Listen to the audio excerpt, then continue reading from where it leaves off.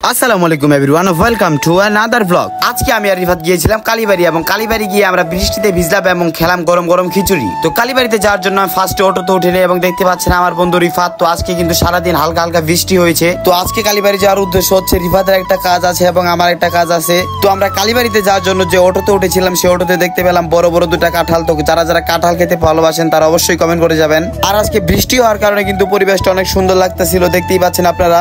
আর আমাদের এই দিক কিন্তু অনেকদিন হয় বন্যা হয় না, দেখতেই পাচ্ছেন একটু একটু পানি আসছে বন্যার। তো কথা বলতে বলতে কিন্তু আমরা এখন চলে আসছি কালীবাড়ি বাজার। আপনারা দেখতেই পাচ্ছেন এইটাই কিন্তু সেই কালীবাড়ি বাজার। তো অটো থেকে নামার পর আমি কিন্তু ভাড়া দিচ্ছিলাম এবং ভাড়া দিয়ে শেষ করে আমি চলে যাচ্ছি বাজারের ভিতরটাতে। এবং আজকে আমার আর রিফাতের মধ্যে একটা বাজি হয়েছে। বাজিটা হচ্ছে যদি বৃষ্টি নামে তাহলে খিচুড়ি খাওয়াবো আমি, আর বৃষ্টি না নামলে খাওয়াবে হচ্ছে রিফাত।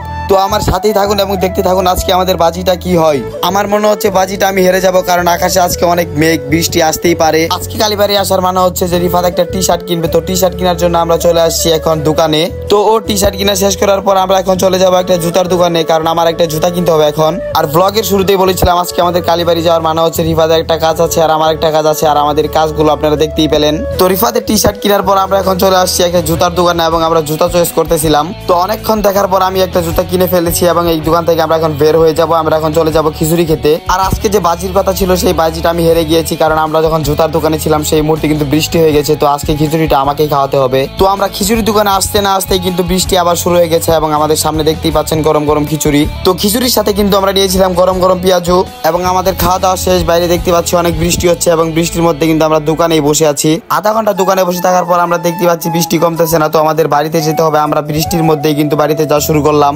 আর আমাদের এখান থেকে অটো স্ট্যান্ডে যেতে সময় লাগবে 10 মিনিট। তো আমাদের 10 মিনিট কিন্তু এই বৃষ্টির মধ্যে ভিজে ভিজে যেতে হবে। আর এখানকার রাস্তাগুলো অনেক কাদা থাকার কারণে আমাদের যেতে কিন্তু অনেক সমস্যা হচ্ছিল।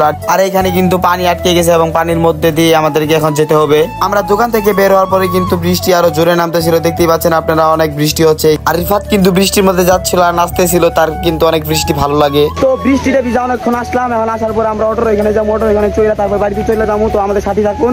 আর দেখতেছেন পুরো বৃষ্টি পড়তেছে আর আমরা ভিজতেছি। হাঁটতে হাঁটতে কিন্তু আমরা চলে আসলাম অটোর এখানে এবং আমরা অটোতে উঠবো। আর দেখতেই পাচ্ছেন আমি কিন্তু এখন অটোতে উঠে গেছি। আর অটোর চারপাশটা কিন্তু কাগজ দিয়ে মোড়ানো ছিল যাতে আমাদের শরীরে বৃষ্টির পানি না পড়ে। তো যারা যারা এতক্ষণ আমার ব্লগটা দেখলা তাদেরকে জানাই অসংখ্য ধন্যবাদ এবং নতুন ব্লগের জন্য সবাই অপেক্ষা করবা। দেখা হবে নতুন কোনো ব্লগে। আজকের ব্লগ থেকে আমি বিদায় নিচ্ছি জেদনি ভাই। বাই বাই, সবাই সুস্থ থাকবা।